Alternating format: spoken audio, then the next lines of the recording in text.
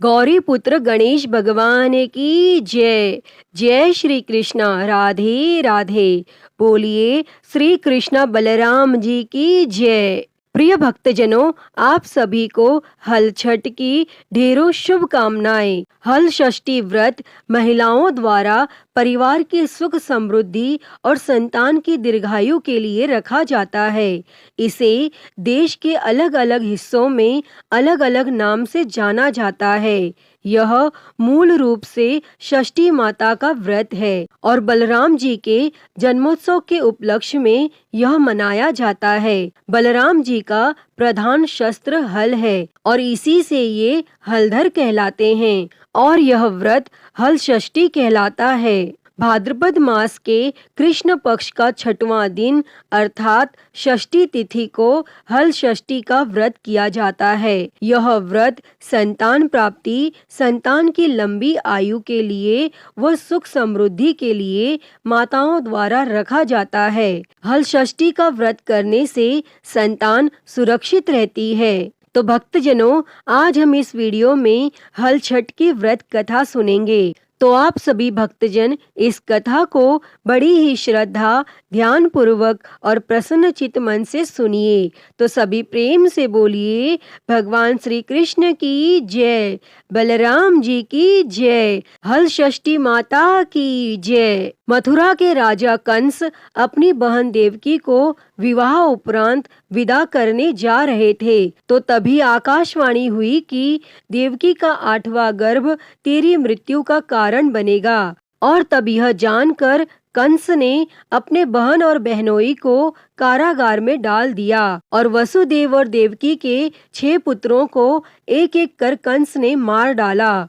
और जब 7वें बच्चे के जन्म का समय नजदीक आया तो देवर्षि नारद जी वसुदेव देवकी से मिलने पहुँचे और उनके दुख का कारण जानकर देवकी को हल षष्ठी देवी के व्रत रखने की सलाह दी। तब देवकी ने नारद जी से हल षष्ठी व्रत की महिमा व कथा पूछी। तब नारद जी ने पुरातन कथा कहना प्रारंभ किया कि एक समय चंद्रव्रत नाम का एक राजा हुआ, जिनको एक ही पुत्र था और राजा ने राहगीरों के लिए एक तालाब खुदवाया, किंतु उसमें जल न रहा, वह सूख गया। और तब राहगीर उस रास्ते से गुजरते और सूखे तालाब को देखकर राजा को गाली देते थे।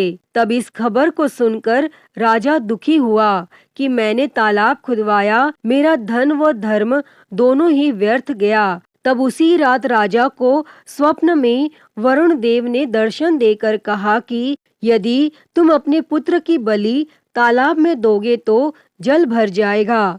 तब सुबह राजा ने स्वप्न में कही बात दरबार में सुनाई और कहा कि मेरा धन व धर्म भले ही व्यर्थ हो जाए, पर मैं अपने पुत्र की बलि नहीं दूंगा। और तब यह बात लोगों से होती हुई राजकुमार तक पहुंची, तो वह सोचने लगा कि यदि मेरी बलि से तालाब में पानी आ जाए तो लोगों का भला होगा। और तब यह सोचकर राजकुमार अपनी बलि देने तालाब में बैठ गया और अब वह तालाब पानी से लबालब भर गया और जल के जीव जंतुओं से तालाब परिपूर्ण हो गया। और इकलौते पुत्र की बलि हो जाने से राजा दुखी होकर वन को चला गया और वहाँ 5 स्त्रियां व्रत कर रही थी और उनको देखकर उनसे राजा ने पूछा, यह कौन सा व्रत है और क्यों कर रही हो? तब राजा के पूछने पर स्त्रियों ने हल षष्ठी व्रत की संपूर्ण विधि विधान बतलाई।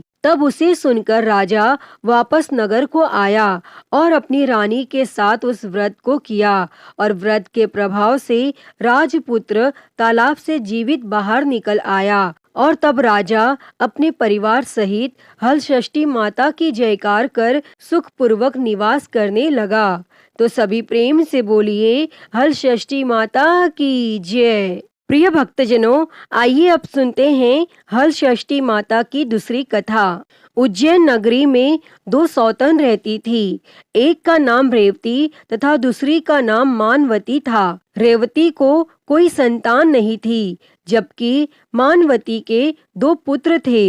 रेवती अपने सौत के बच्चों को देखकर हमेशा जलती रहती और उसके पुत्रों को मारने का जतन ढूंढती रहती थी। एक दिन रेवती ने मानवती को बुलाकर कहा कि बहन, आज तुम्हारे मायके से कुछ राहगीर मुझसे मिले थे और उन्होंने बताया कि तुम्हारे पिताजी बहुत बीमार है और वह तुम्हें देखना चाहते हैं। और तब पिता की बीमारी को सुनकर मानवती दुखी हुई। तब रेवती कहने लगी कि बहन, तुम शीघ्र अपने पिता से मिलने चली जा और तुम्हारे आने तक मैं बच्चों का ध्यान रखूंगी।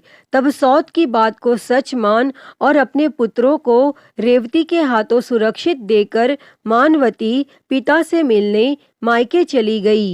और अब रेवती बच्चों को मारने का अच्छा मौका जानकर उन दोनों बच्चों को मारकर जंगल में फेंक आई। और इधर मानवती जब मायके पहुंची तो पिता को स्वस्थ देखकर पिता से अपनी सौत की कही बातों को कहकर कुशल क्षेम पूछती है। और अब मानवती के माता पिता ने अनहोनी के संदेह से पुत्री को जाने को कहती है, किंतु मानवती की माता ने कहा कि पुत्री, आज हलषष्ठी माता का व्रत का दिन है, अतः तुम भी पुत्रों की दीर्घायु की कामना से यह व्रत कर और आज की जगह कल चली जाना। और तब माता की सलाह मानकर मानवती पुत्रों की स्वस्थ कामना से हलषष्ठी माता का व्रत धारण कर और दूसरे दिन अपने घर जाने को निकली। तब रास्ते में वही जंगल पड़ा और वहां अपने बच्चों को खेलते देख उनसे पूछती है कि तुम लोग यहाँ कैसे पहुँचे। तब पुत्रों ने बताया कि आपके चली जाने पर हमारी दूसरी माता रेवती ने मारकर यहाँ फेंक दिया था और तभी एक दूसरी स्त्री हमें फिर से जिंदा कर गई। और अब मानवती को यह समझते देर नहीं लगी कि यह सब माता हलषष्ठी की कृपा से संभव है और माता की जयकार करती हुई घर को गई और नगर में मानवती के पुत्रों को पुनः जीवित देख और माता हलषष्ठी की महिमा जान सभी स्त्रियां हलषष्ठी व्रत को करने लगीं। तो सभी प्रेम से बोलिए, माता हलषष्ठी की जय। प्रिय भक्तजनों, आइए माता हलषष्ठी के व्रत की एक और कथा को सुनते हैं। प्राचीन काल में एक ग्वालिन थी। उसका प्रसव काल अत्यंत निकट था। एक ओर वह प्रसव से व्याकुल थी तो दूसरी ओर उसका मन गौरस बेचने में लगा हुआ था। उसने सोचा कि यदि प्रसव हो गया तो गौरस यूं ही पड़ा रह जाएगा और यह सोचकर उसने दूध दही के घड़े सिर पर रख और बेचने के लिए चल दी। किंतु कुछ दूर पहुंचने पर उसे असहनीय प्रसव पीड़ा हुई और वह एक झरबेरी की ओट में चली गई और वहां एक बच्चे को जन्म दिया। तब वह बच्चे को वहीं छोड़कर पास के गांवों में दूध दही बेचने चली गई। संयोग से उस दिन हलषष्ठी थी और गाय भैंस के मिश्रित दूध को केवल भैंस का दूध बताकर उसने सीधे साधे गांव वालों में बेच दिया। और उधर जिस झरबेरी के नीचे उसने अपने बच्चे को छोड़ा था, उसके समीप ही खेत में एक किसान हल चला रहा था और अचानक उसके बैल भड़क उठे और हल का फल शरीर में घुसने से वह बालक मर गया। और इस घटना से किसान बहुत दुखी हुआ। फिर भी उसने हिम्मत और धैर्य से काम लिया और उसने झरबेरी के कांटों से ही बच्चे के चीरे हुए पेट में टांके लगाए और उसे वहीं छोड़कर चला गया। तब कुछ देर बाद ग्वालिन दूध बेचकर वहां आ पहुंची और अपने बच्चे की ऐसी दशा देखकर उसे समझते देर नहीं लगी कि यह सब उसके पाप की ही सजा है। और वह सोचने लगी कि यदि मैंने झूठ बोलकर गाय का दूध न बेचा होता और गांव की स्त्रियों का धर्म भ्रष्ट न किया होता तो मेरे बच्चे की यह दशा न होती। अतः मुझे लौटकर सब बातें गांव वालों को बताकर प्रायश्चित करना चाहिए। और तब ऐसा निश्चय कर वह गांव में पहुंची जहां उसने दूध दही बेचा था। वह गली गली घूमकर अपनी करतूत और उसके फलस्वरूप मिले दंड का बखान करने लगी। तब स्त्रियों ने स्वधर्म रक्षार्थ और उस पर रहम खाकर उसे क्षमा कर दिया और आशीर्वाद दिया। तब बहुत सी स्त्रियों द्वारा आशीर्वाद लेकर जब वह पुनः झरबेरी के नीचे पहुंची तो यह देखकर आश्चर्यचकित रह गई कि वहां उसका पुत्र जीवित अवस्था में पड़ा है।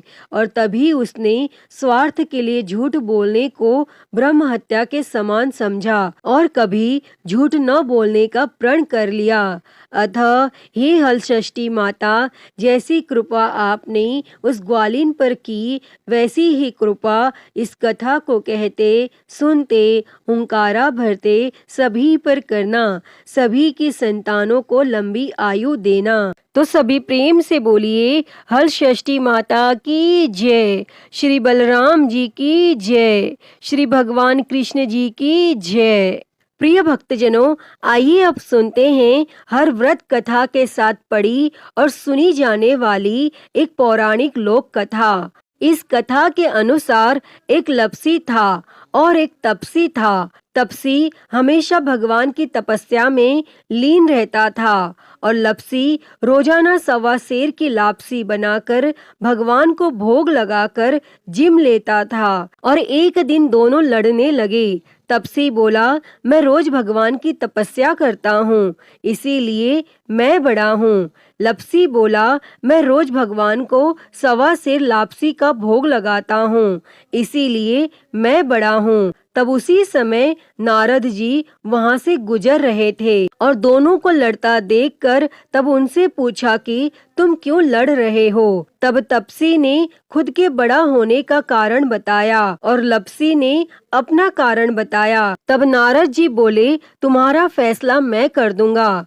और फिर दूसरे दिन लपसी और तपसी नहाकर अपनी रोज की भक्ति करने आए तो नारद जी ने छुपकर 1.25 करोड़ की एक एक अंगूठी उन दोनों के आगे रख दी। तपसी की नजर जब अंगूठी पर पड़ी तो उसने चुपचाप अंगूठी उठाकर अपने नीचे दबा ली। और जब लपसी की नजर अंगूठी पर पड़ी लेकिन उसने ध्यान नहीं दिया और भगवान को भोग लगाकर लापसी खाने लगा। तब नारद जी सामने आए तो दोनों ने पूछा कि कौन बड़ा। तो नारद जी ने तपसी से खड़ा होने को कहा। वो खड़ा हुआ तो उसके नीचे दबी अंगूठी दिखाई पड़ी। तब नारद जी ने तपसी से कहा, तपस्या करने के बाद भी तुम्हारी चोरी करने की आदत नहीं गई, इसीलिए लपसी बड़ा है और तुम्हें तुम्हारी तपस्या का कोई फल भी नहीं मिलेगा। तब तपसी शर्मिंदा होकर माफी मांगने लगा। तब उसने नारद जी से पूछा, मुझे मेरी तपस्या का फल कैसे मिलेगा। तब नारद जी ने कहा, यदि कोई गाय और कुत्ते की रोटी नहीं बनाएगा तो फल तुझे मिलेगा। यदि कोई ब्राह्मण को भोजन करवाकर दक्षिणा नहीं देगा तो फल तुझे मिलेगा। यदि कोई साड़ी के साथ ब्लाउज नहीं देगा तो फल तुझे मिलेगा। यदि कोई दिए से दिया जलाएगा तो फल तुझे मिलेगा।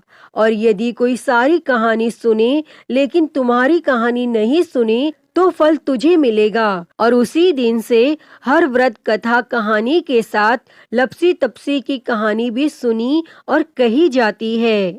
प्रिय भक्तजनों, तो मैं उम्मीद करती हूँ कि आपको आज की यह कथा पसंद आई होगी और अगर वीडियो अच्छी लगी हो तो इसे लाइक करें, ज़्यादा से ज़्यादा शेयर करें और कमेंट बॉक्स में हलषष्ठी माता की जय लिखना ना भूलें। और महाकाल भक्ति ज्ञान चैनल को सब्सक्राइब कर नोटिफिकेशन बेल को ज़रूर ऑन कर लें। हर हर महादेव। धन्यवाद।